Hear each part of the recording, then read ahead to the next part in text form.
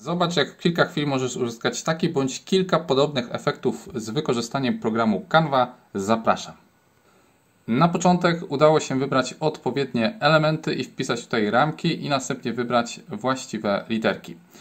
Każda z tych literek to tak naprawdę ramka i do niej udało się dopasować odpowiednie zdjęcie. Wystarczyło tutaj na przykład wpisać hasło typu mężczyźni.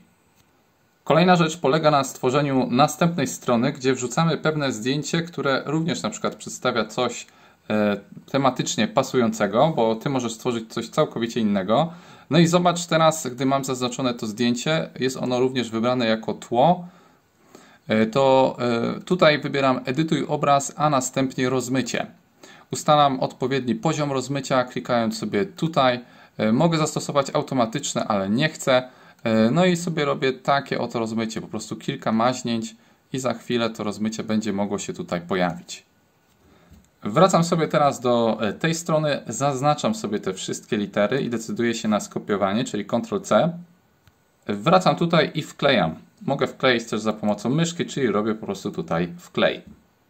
Po chwili się udało, no i zobaczmy, bardzo dobrze się to prezentuje. Oczywiście mogę sobie zaznaczyć i jeszcze zwiększyć. Tutaj na przykład powiększyć informację, że to jest dla i następnie tutaj poniżej mężczyzn i też można starać się to zwiększyć. Oczywiście coś podobnego można stworzyć z zastosowaniem innego hasła typu dla kobiet. Wtedy zastosować też pewne ciekawe zdjęcie, wykorzystać odpowiedni filtr, na który już zwróciłem uwagę, więc wykorzystuj takie możliwości w Canva. A jeżeli jeszcze lepiej chcesz poznać te narzędzia od podstaw do kwestii zaawansowanych, to zapraszam na moją stronę Jak się rozwijać. Tutaj otrzymasz najlepszą cenę moich kursów online, w tym także kursów graficznych. Są tu dostępne 2 kursy na temat Canva. Możesz więc zacząć od pierwszego, następnie do drugiego, jak i możesz zapoznać się z innymi kursami, które są tutaj dostępne.